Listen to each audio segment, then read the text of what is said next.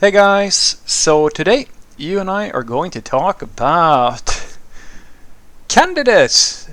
So let's get into it. So the question in question was, thank you for the video, Frederick. On the flip side, this was posted on the not front-end interview video that I made a while back.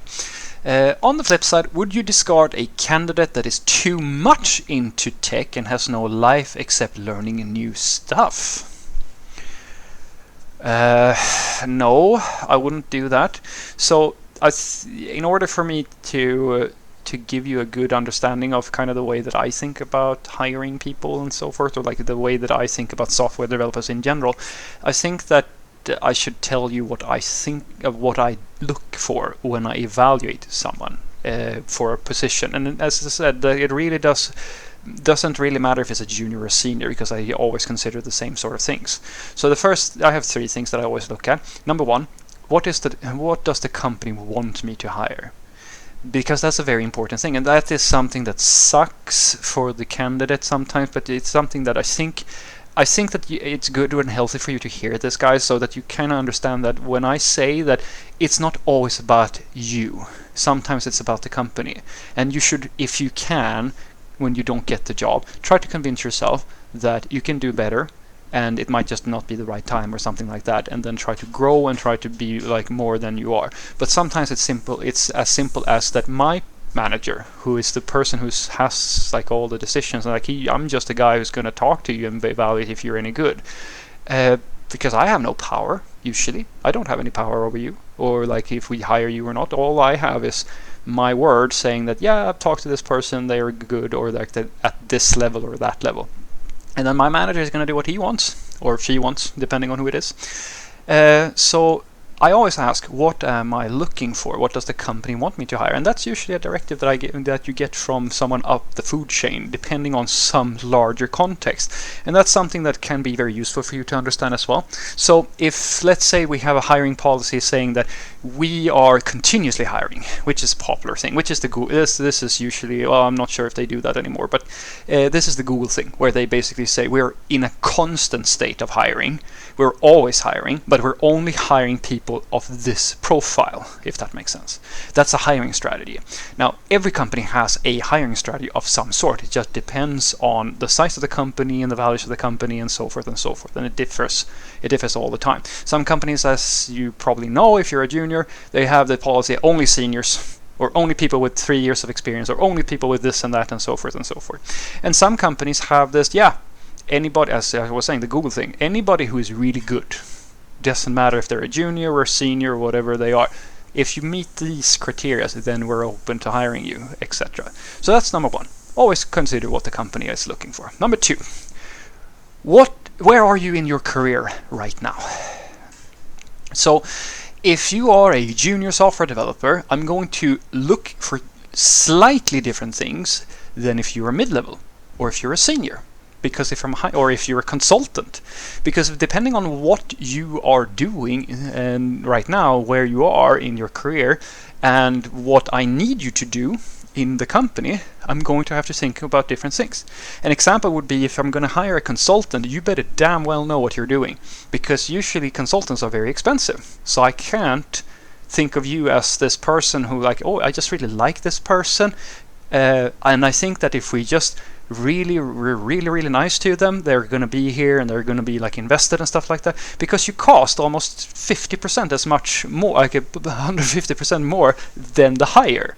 So I hope that makes sense to you. I can't just, like, I have to be stricter on a certain area when I'm doing the hiring for a consultant than I have to be on if you want to work in-house or whatever you're doing. It all comes down to like exactly where are you, what do I need, and so forth. And then lastly, what needs to happen for the candidate to be useful? That's number one. Basically, when we're doing a hire, you have a goal in mind. You're looking for certain types of people, you're looking to fill some roles, so you're looking to get a head count. Doesn't really matter. You have a policy of some sort. And when you talk to a candidate, the first thing that you need to look at is, are they going to be useful? So if you have a person who has like no life except learning new stuff, that doesn't really factor in, because it comes down to who are you? You can be a very nice person and have absolutely no life outside of programming, or you could just be coding as a job, but you're actually really senior or really good, and so we need you anyway. So the guidelines that I like to say is that for an example is that for a junior, they're always going to be an investment, which means that I always need to consider that they are going to take some time to get up and productive and stuff like that. That means that I have to be sure that they have good communication skills, they have a hunger, they want to learn and be good or something like that. Or if they lack communication skills, that's not the end of the world. Assuming that I have work for them where they can sort of be independent and they can handle that job. Because if I get a junior that has no communication skills and I need someone to do something that is beyond their skill level, that's not going to work.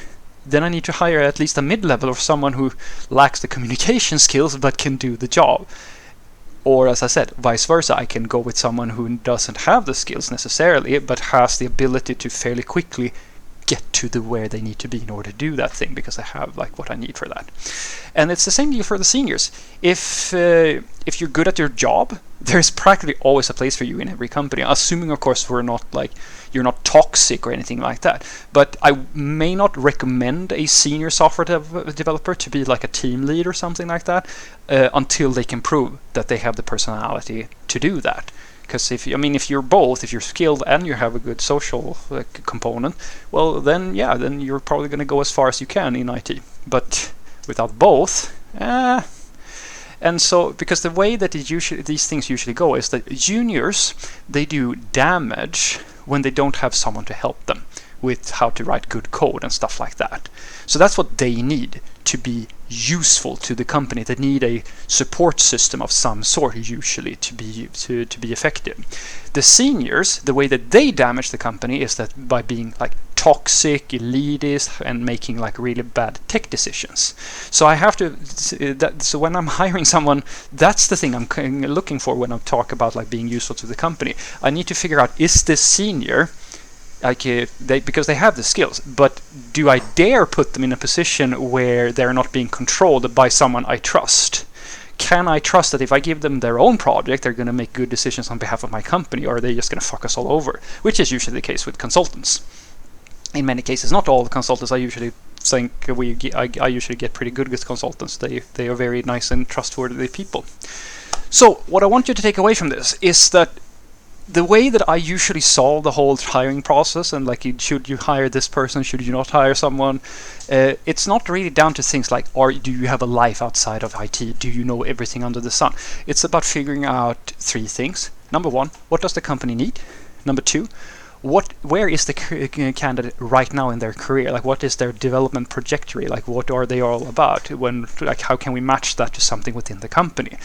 And finally, what do I need to give this candidate for that candidate to be useful to my company? These are the things that I focus on, not what you do in your spare time, or if you're you can do whatever the hell you want. As long as I can figure out a way to fill all these three, it's all good. Because the way if I were to hire for my own team, depends on company of course, but I usually adopt what I call a gateway development process, and it's a very common concept. Everybody has it to some degree. If you work with CI pipelines and things like continuous delivery, you probably know about a simple version of it, where we have processes that verifies that there is at least quality systems being made and things like that. We are trying to create a ecosystem around all of our development so that we can hire people of different capacity, different skills, and so forth, and still be fairly certain that we're going to be able to ship on time. So who we hire is really just down to what composition of people do we need to deliver on all these goals that we have. That's the thing that is interesting. Not if you only do IT in your spare time, or if you're 100 years old, or if you're 10 years old. These things, they matter to people who have in my opinion, very weird way of evaluating how to produce quality software. Because quality software can be built by someone who is a diehard fanatic about programming. It can be built by someone who knows just enough to get the job done. It doesn't really, and everything in between. What it really comes down to is, what are the goals of the company? what does the company, or what is the company looking for, and the candidate, where is the candidate? Well, how does that candidate fit into all of this? Can we find something for them to do that where they're going to be able to produce value for us? And trust me when I say that I've hired everything from complete juniors to people who are middle-aged or like almost close to retirement age that fill these requirements in different ways. Have a great day.